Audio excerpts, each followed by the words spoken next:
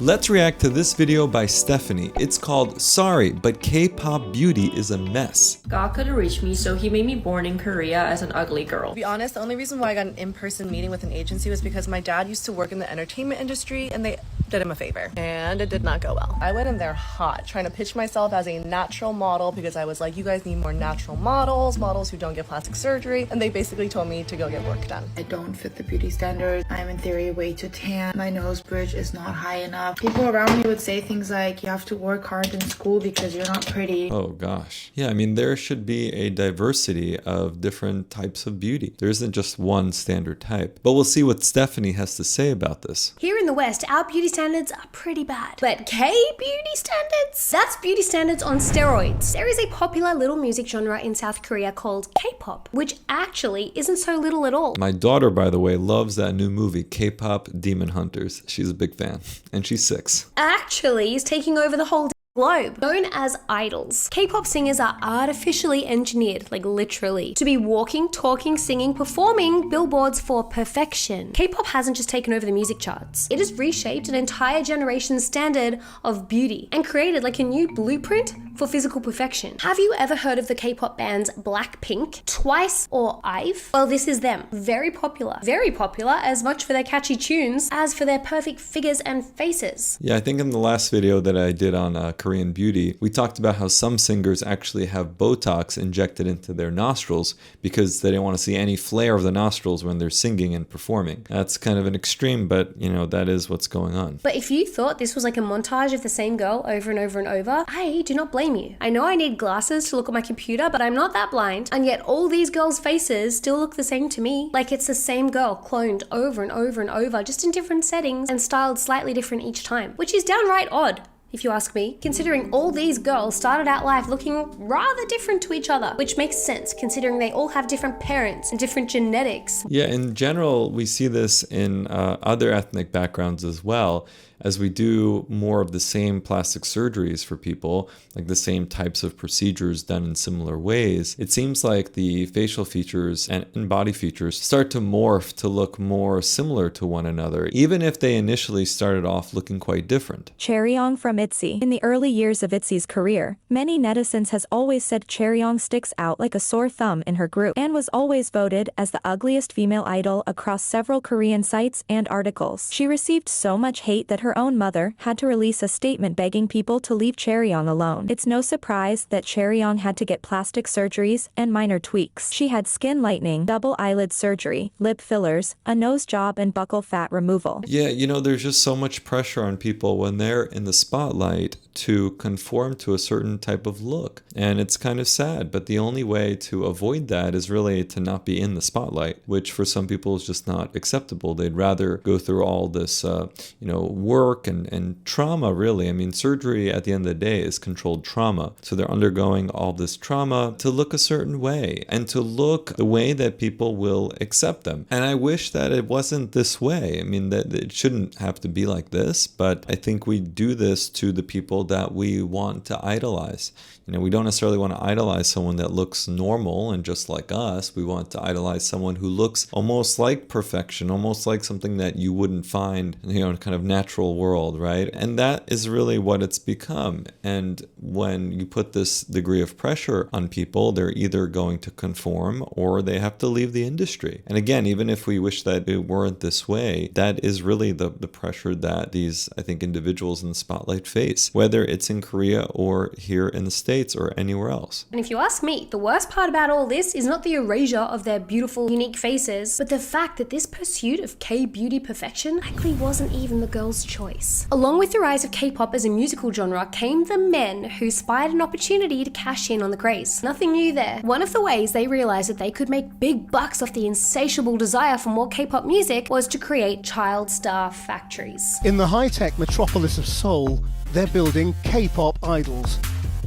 And if you want to make it big, this is the place to start. And these child star factories are exactly what they sound like. These institutions recruit children as young as the age of 9 and 10 who desperately want to become K-pop idols themselves. That's essentially similar to what we have here with like child stars that are in that Disney or Nickelodeon, sphere, and are also basically, having this tremendous pressure put on them from a very early age to act a certain way, to look a certain way, so that they can become these mega stars. Right? It takes a lot to get there. And we see sort of the products of some of these experiments, if you will. They're not really experiments, but, these projects that these kids are going through. We've seen it with Britney Spears. We've seen it with like Ariana Grande. And, it's not necessarily the easiest for them, I think, to process as they get older when they think back to some of these experiences when they were younger and the pressures that they faced then and that they continue to face now. These kids are placed on punishing schedules, training from the crack of dawn until deep into the night.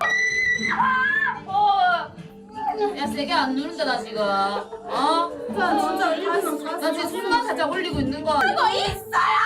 빼봐! And some people just don't have it in them to undergo this degree of hardship. Their bodies might not work in this way, even if they push themselves. They might eventually psychologically crack, so in a way they start young to kind of figure out, who's got what it takes to eventually become a global superstar. I mean, only a small fraction of the people who try will eventually get there, but we're putting, incredible pressures on these young people. I wouldn't want my kid to go through that I know for sure. But for some families, I think they see it as a way out, sometimes a way out of poverty, a way to a brighter future for themselves and for their kids. And I think that's part of the reason. And maybe there are also cases where the kids seem to really enjoy it. And that's really where their, life's focus is to be this type of superstar. And in this case, in the K-pop genre. Today, instead of asking all of you to go to feelconfident.com to check out our hair care and skincare products, I'm going to just ask for one thing. Please subscribe to the channel and turn on notifications. Most of you who watch my videos are not subscribed yet, so why not subscribe so you get notified when we upload a new video? It means a lot to me to have your support, so if you don't mind, please just hit subscribe. Thanks so much.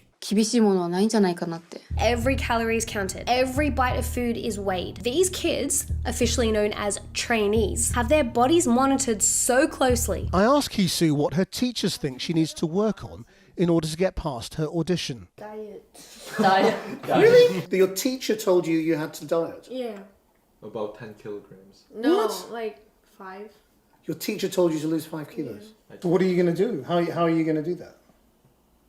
Don't eat. Yeah. 항상 이게 어차피 아이돌이 본인만의 그게 아니고 그러니까 그거의 모든 화면에서 이쁘게 더 나오니까 夜食べないみたいな生活をしてて多分1日に 300 calories a day? I mean, I don't know if that's enough to even stay alive. That's wild. 本当に力が出なくて貧血は起こすしいや本当に死ぬかと思いましたね They need to ensure that they remain below the strict weight limits set for them, with low body fat being treated as a requirement for being a K-pop idol. Like, watch this. Required to weigh 50 kilograms or less. Oh my gosh. 되게 많이 빠졌네. 빠질 수밖에 없지 뭐 물도 못 먹었어요 진짜 오랜만에 40kg. But there's a lot of activities that have these kind of strict physical requirements on young people. This is one version of it, trying to be a music star. Another one would be, training for different sports, especially if you're looking to make it into the Olympics, right? I mean, that's really extreme, the type of work that is required and the dedication and the training and the way that you have to keep your physical self to be able to perform on that high of a level. Other types of athletes, like if you're looking to do bodybuilding, also requires, such strict portion control and dieting and exercising certain muscles, trying to get each specific muscle group to be of a certain caliber so that you can shine in competitions. So anything that's highly competitive when it comes to our physical bodies is going to have a lot of demands on it. So it seems to me like training to be a K-pop star is no different. That doesn't make it right, but it's important to realize that there really is a very physical component to it, not just the endurance that you need to perform, but also, of course, the physique that one ought to have to appear, I guess, as optimal to the majority of people around the world as possible. And we can argue on whether or not, that's appropriate and if that should be an acceptable thing. But for what they're trying to attain, this is sort of what it takes, as sad as that may seem. These trainees are also not allowed a life outside of their training. Wannabe idols have to adhere to strict rules set by the pop star factory bosses. No dating, no relationships, no personal life beyond the company walls. Their image is curated, their personality is polished. Basically, no distractions, nothing that could potentially distract you from the ultimate purpose, which is really to make money for the sponsoring company, right? Let's be honest here. That's what this is about. Their movements are rehearsed until these girls and boys become a flawless K-pop product rather than their own person. Thousands of teenagers are desperate for their place on the K-pop production line. My dream is to be an idol star. This ensures that they are highly marketable and the big boy bosses at the top can make the big bucks. All K-pop companies have similar versions of this demanding trainee program.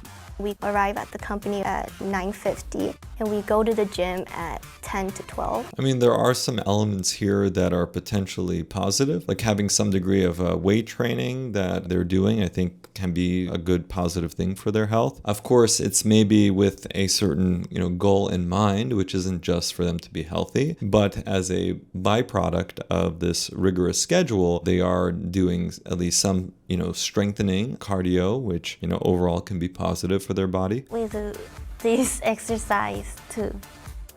That's a lot of exercise. Yes. Now all that is bad enough, but what's even worse, in my humble opinion, is that these trainees are also highly encouraged to undergo plastic surgery, and I'm talking plastic surgery as children.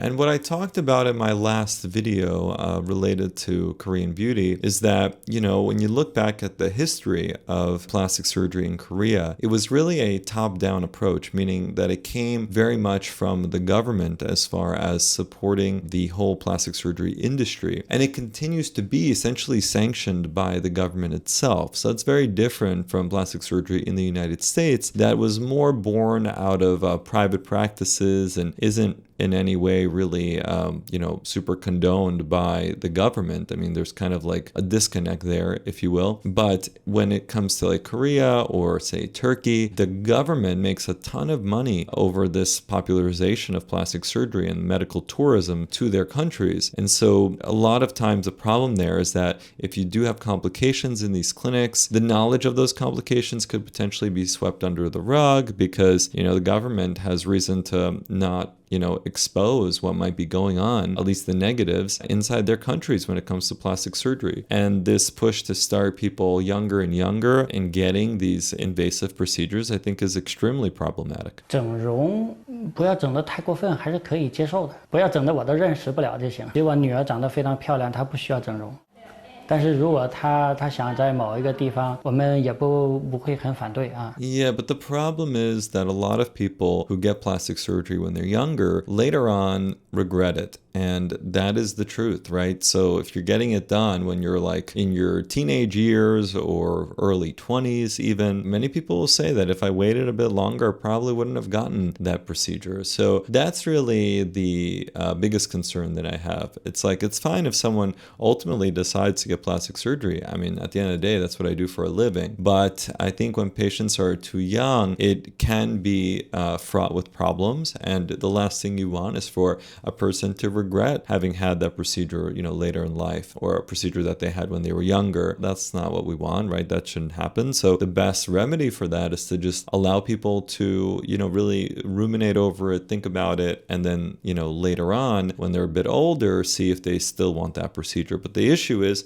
these K-pop stars are young, right? So they don't have time to ruminate and think it over. They kind of get thrown into it right away, and there's different procedures being done to them. They don't always fully, I don't think, understand the risks involved. And who knows who's even making these decisions? Is it the agents? Is it the parents? I think, the young kids are less likely to understand what's really happening to their bodies when it comes to plastic surgery. They have to fit the K-pop beauty standards. And you can't fit the K-pop beauty standards if you have a unique face. Another huge thing is like head size and face size. That's so crazy in Korea. When I first came to Korea, when I was a trainee, they were like, okay, you're gonna have to get 돌려깎기, like you're gonna have to shave your cheekbones and your jaws. Because in the West, they like cheekbones and jaw. They like having that like jawline.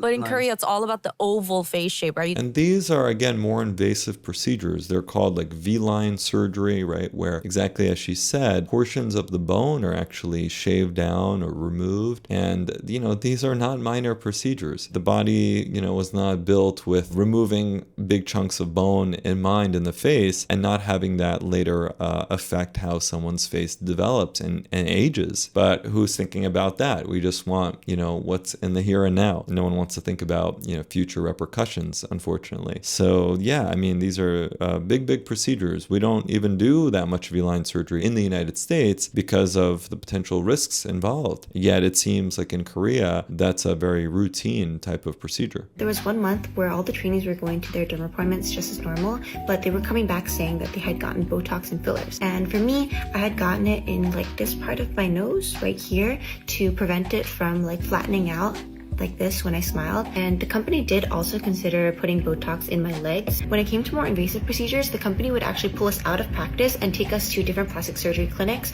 to have consultations. So yeah, essentially the Botox and filler is just kind of like the gateway drug, and then they level up from there, right? So it's almost like you get a taste of what's to come, and then they start to introduce these consultations for plastic surgery, telling you need to get more invasive work done. And again, it's one thing when it's coming from within and you've given a lot of thought and you've had time to mature as a human being, and maybe you're seeing some signs of aging, but these are really young people, and they haven't had any aging. They just want to create these changes that's meant to essentially allow them to be perceived a certain way around the world as more favorably attractive, and again leading to them being more successful and making their companies more money. So that's what this is all about. We usually would be accompanied by a training team leader, and there the plastic surgeon would look at our face and tell the training team leader what they recommended to be done, and then the training team leader would just take notes. After the training team director had taken the notes, they would go back to the company, and then they would have a meeting with all the executives, and then in those meetings the company staff and executives would look at the plastic surgeon's recommendations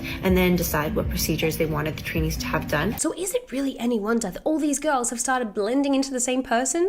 It's literally done on purpose. When you're all getting the same surgeries to fit the same standard, it's inevitable that you're going to end up looking like clones of each other. We create these artificial people, right, with plastic surgery that doesn't really enhance certain features that they have, but really turns them into something new. And then we put them up on the screen and we say, we want everyone to essentially admire them. And the kids are, seeing that, and they look at it and say, oh, like that's really what I should look like. And I think about that even with like this K-pop Demon Hunters movie on Netflix and all the popularity that it's gotten. And my daughter loves singing the songs, and they're very catchy. But, when she looks on the screen, even though it's like a cartoon, but, there's still the characters there. And, they all essentially are looking the same way, right? As Stephanie's pointing out here, that tall, skinny, kind of V-shaped face. So what's my 6-year-old thinking about, is that how, she should look when she gets older? Is that the premier best way to look? And it's sort of being masked with like, oh, look at these catchy songs and they're so nice. But what about like the image that's being portrayed as far as like what the ideal is? That is to me a bit concerning. I would prefer to see more diversity on screen so that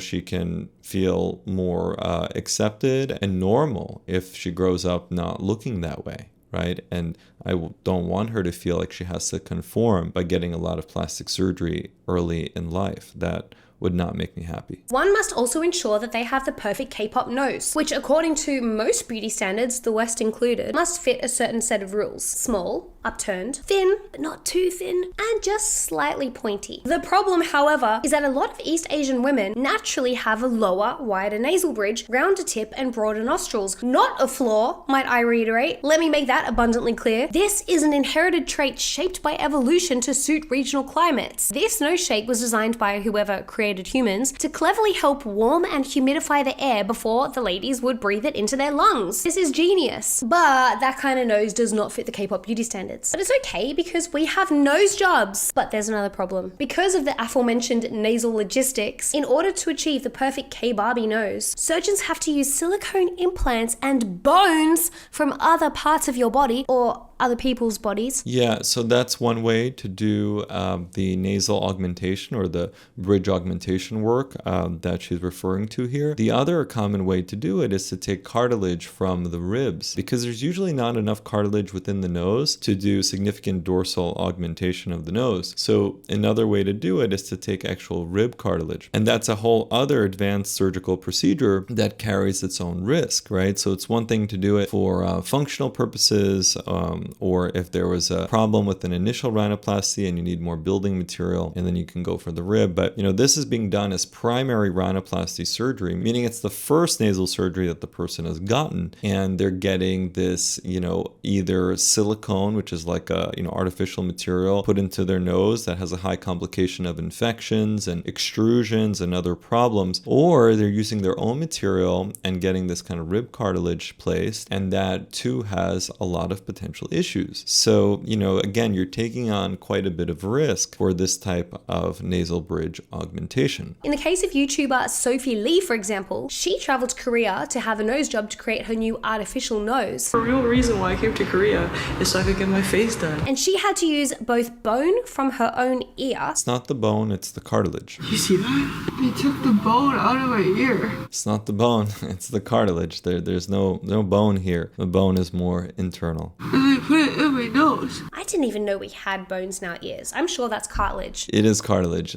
We have bones in our ears. The whole temporal bone is a bone. And then we have small little bones in our middle ear called the ossicles, and they help us hear better. But she had to use bone from someone else and a silicone implant. So yeah, it is possible to get a cadaveric rib, which is basically rib cartilage from a dead person, right? So that's possible. Or you can have your own rib harvested. And so it just depends on surgeon preference. But those are some of the options for getting enough cartilage to be able to do this type of augmentation. In order to really fit the K-beauty aesthetic, you need to have the perfect head shape. And if you do not have the perfect skull, don't worry, the talented surgeons in South Korea can reshape it for you. People are basically trying to bulk up the volume around the head so that it makes the face look smaller in comparison. The only way you can achieve this is through cosmetic procedures, fillers, and even bone cement implanted into the skull. Procedures cost thousands of dollars, and the recovery process seems like an absolute nightmare, with most patients experiencing side effects like terrible headaches, not being able to lie down for weeks, and some even suffer from neck strain due to all of the additional weight on your head. There's also, I don't know if Stephanie's going to get into this, but hair transplants are also common to essentially reduce the size of the forehead. So that's another procedure that's fairly commonly performed for these K-pop stars. Now, on the plus side, if you have ears that stick out like this and you feel self-conscious of them, move to South Korea. In South Korea, you would be the epitome of beauty, because in South Korea, girls are literally having filler injected behind their ears on the reg, because filler doesn't last that long, to make their ears stick out. The ears are ideally supposed to stick out from the face at a 30 to 60 degree angle like this.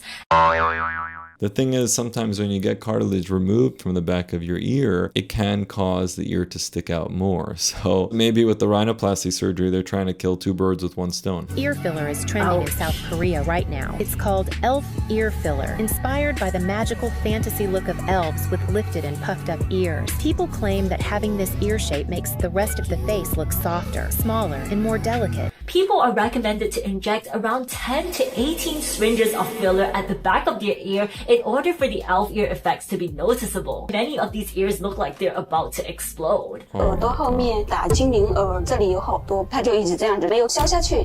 These fillers don't really last for that long, and they tend to migrate around and fade away after about a year. And so in order to achieve a more permanent look, some people are also opting for hard cartilage implants. Oh, you can literally see the outline of the implant. I doubt it's cartilage. It's probably some form of a silicone as well. That's wild. I've actually never heard of this procedure. So you never know, what people will think of. Essentially, it's like the opposite of the otoplasty, which is what Stephanie was saying. It's crazy to me that people are putting these implants in the back of their ears. I mean, it reminds me of like some people actually get these horns that are placed under the skin for a certain type of look, I guess. And then there is, of course, elf ear surgery. So, I think I personally don't like to create any type of appearances that don't exist in nature. So to me, something that's just sitting there on the back of the ear, making the ear stick out more is kind of a strange approach. But, that's the beauty they're seeking. Then I guess that's how you accomplish it. That looks so unnatural. Which is wild to me, considering here in the West, if you have sticky outy ears, it's generally considered a flaw, and people spend good money to have their ears pinned back. Isn't that a shining example of how stupid beauty standards are in general? Yeah, I mean, it's so subjective, right? I mean, that's what this is all about, is that there's extreme subjectivity in this, and yet there is still this one sort of ideal look that, at least K-pop stars are aiming for. But I think there's a similar look that even, us in the West are trying to achieve. But there are, of course, these differences as well, and sometimes almost like complete opposite. Like in one country, we're paying plastic surgeons to pin our ears back, and in another country, we're paying plastic surgeons to make our ears stick out. Humans are weird. But the strangest beauty standard of all in this realm is that of the infantile aesthetic. Again, I'm going to hand over to June Journey here because she will explain this better than me.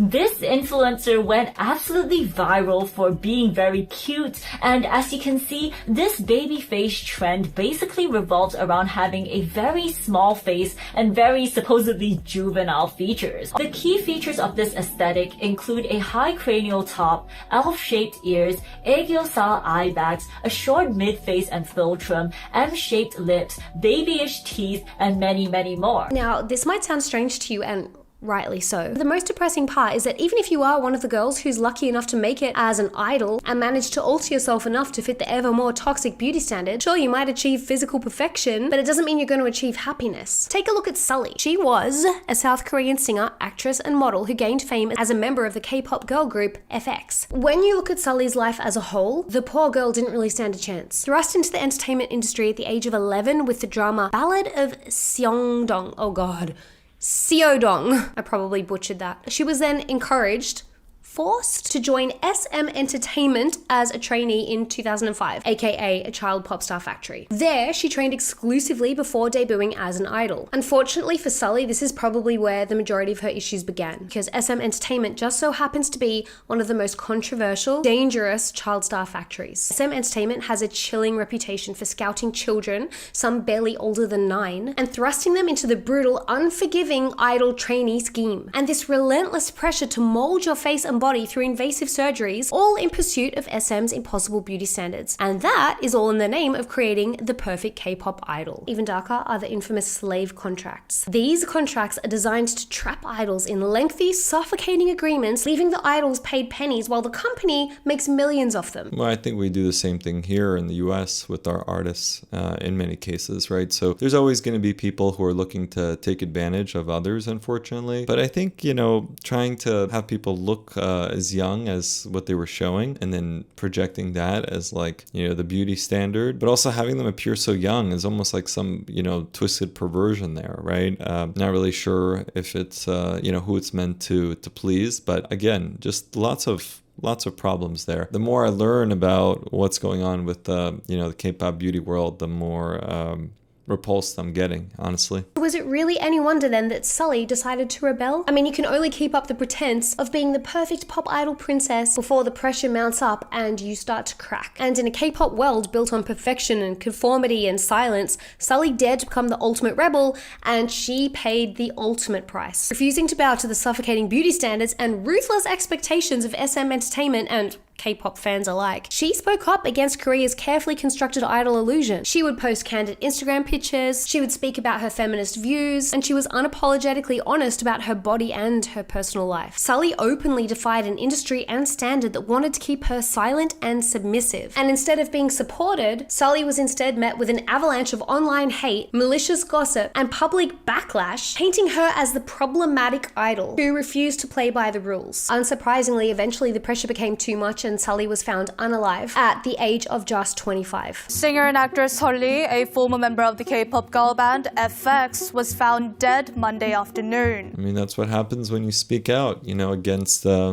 large force. We've seen that not just in the K-pop world, but in, other realms as well, including politics in this country. So, I'm not terribly surprised by this, but it's very sad, like you have to either conform and follow the rules that are set by the, higher ups, or potentially face the consequences if you want to stay in the game. So that's just sad reality, across different sectors in different countries. Police said in a statement that the 25-year-old had been suffering from severe depression and how for now they suspect she may have taken her own life. Yeah, I mean, there's no room for mental health, in all of this, unfortunately, when there should be. But, people just, are go, trying to attain some unrealistic standards and make, I guess, a lot of money. That's what they're hoping to do. And, they want to be famous. And unfortunately, sometimes mental health will suffer, especially if deep down you have a lot of issues with how things are being done. But then again, they own you and you need to, again, conform and submit to it, or you'll essentially be pushed out or pushed to the brink of having a mental breakdown, which I guess is what happened to this unfortunate person. K-pop is a genre so global that even women who aren't East Asian at all are trying to change their appearance to appear more Korean. These women identify as being Korean and they are trying to transform themselves into being replicas of their favorite K-pop idols, like the influencer Lisa Yo. Lisa is an Austrian fashion influencer who posts content about her life, Korea, K-beauty, and fashion. But this is what Lisa looks like now after a long and extensive quest to appear more Korean. Initially an Austrian-Mongolian woman with mixed features, Lisa decided to get plastic surgery to supposedly look more Korean, resulting in her, looking like this. Yeah, I think we can all agree that Lisa doesn't exactly look like a typical Korean. And this, again, is a perfect example of just trying to look like yourself, maybe with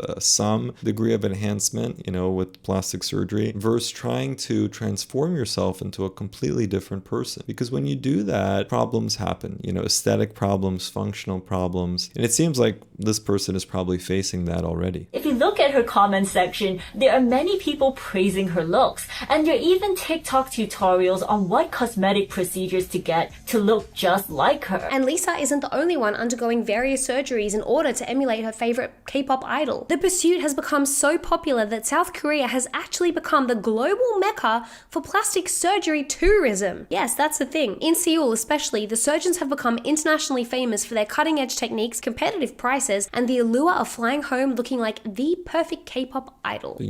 If and when they have complications from traveling abroad for plastic surgery, who's going to deal with those? It's going to be local doctors. And it might be very difficult to undo, reverse, correct some of the procedures that are done abroad. So that is always going to be one of those risks of medical tourism. And then the costs as well. I mean, the costs can mount because you've gotten cosmetic work done elsewhere. So your insurance company is probably not going to pay for the correction of that cosmetic work, or they may not. And then you're going to be stuck with big bills, and corrective and revision cosmetic plastic surgery is typically more expensive than the actual primary initial surgeries. And look, I am not judging these people for going to South Korea for plastic surgery. I mean, the logic is there, but if you're traveling to South Korea for plastic surgery, prepare to die.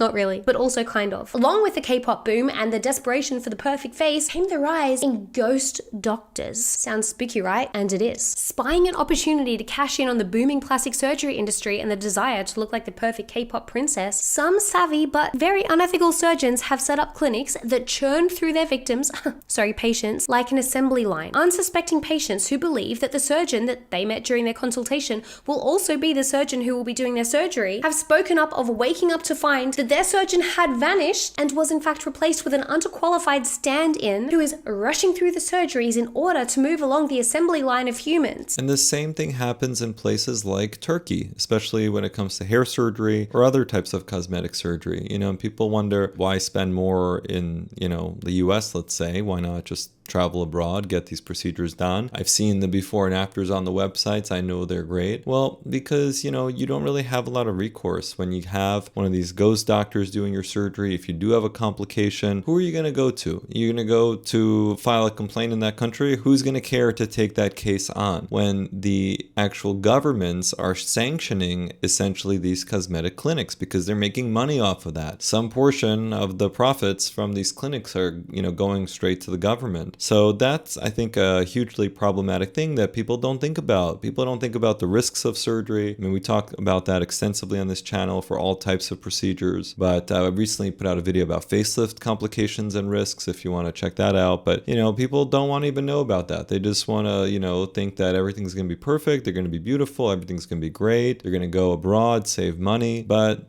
then they don't come back, or they come back and, you know, they have issues and no one to blame, no one to take responsibility. They try to call the clinic where they went, no one picks up. They call around locally to see who can help, and people say, like me, we sometimes get phone calls from folks who went abroad for, you know, their procedures, and then they want us to fix the problem. Well, you know, we'll help out, but not with some immediate complication that they're having. For that, they have to go to the emergency room. And so, you know, it's just far from ideal, but I understand why people choose to travel abroad for their procedures. This is a tragic story of a young man named Dae who lost his life to one of these factory-style plastic surgery clinics. So this is 25-year-old Kwon Tae-hee. This is the last photo he took and sent it to his friends right before surgery. You could see that he was smiling and he was excited to see his new face. He followed all protocols. He came to the clinic and went under the hospital at 12:30 p.m.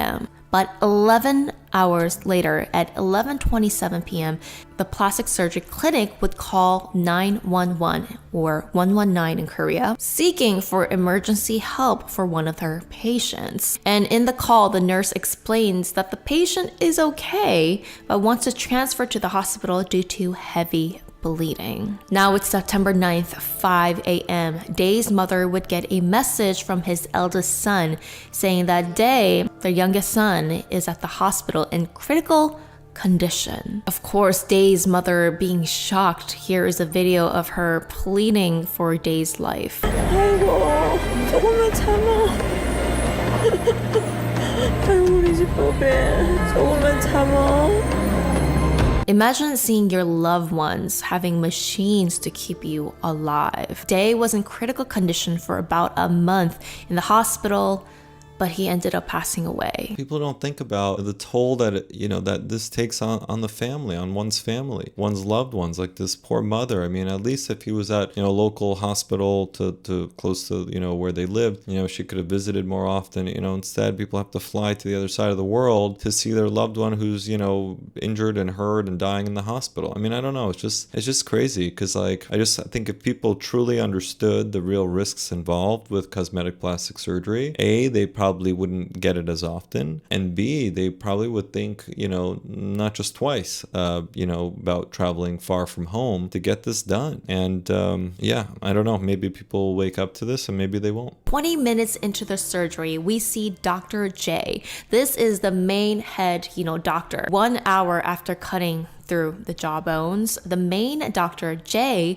leaves the surgery room without stitching the patient back up. Then a mystery man in surgery clothing comes into the room. We now know and call them ghost doctors or shadow doctors. This doctor is nowhere in the records of the surgery. We don't know his name, his face, literally a ghost doctor. And later we find out this was a ghost doctor that only had his license for about 6 months. So essentially they're trainees. Maybe they just recently finished up their residency and this is like a fellowship for them. Maybe they already finished fellowship, but this is like a first job, you know, out of their training. But regardless, it's extremely unethical for patients to undergo surgery with these ghost doctors when they've paid for and have consulted with, the head doctor. That's who they deserve to be operated on, not with someone completely different. It's fine to have a junior doctor in your clinic and, maybe lower the price and have people book with them if they're interested in paying less than like the fees for the head doctor, but that needs to be,